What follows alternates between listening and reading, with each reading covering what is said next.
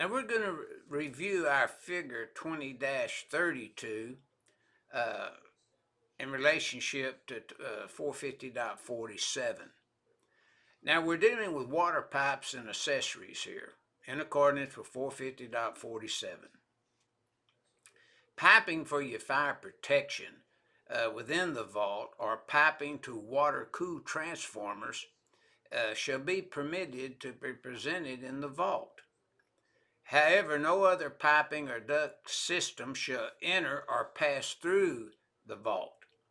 Valves and other fittings, say of a foreign piping or duct system shall not be permitted at all in the vault containing transformers.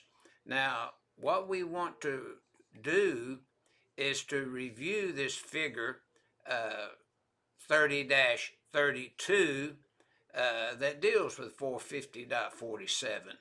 Now notice in the note in the illustration right above the vault, no foreign water systems or utility piping should be permitted to pass through the vault. That would be prohibited, as well as no storage in the vault.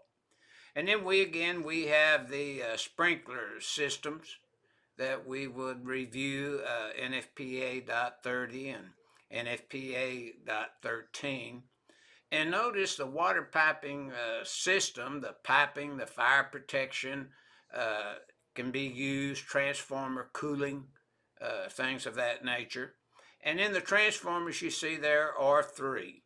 So basically our figure 20-32 is piping and fire protection within the vault or piping to water-cooled transformers shall be permitted to be presented in a vault or present in a vault.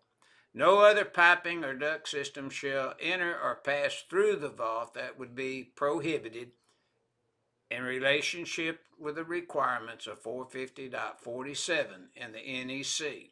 And that's what our figure 20-32 is presenting to electrical engineers and installing electricians.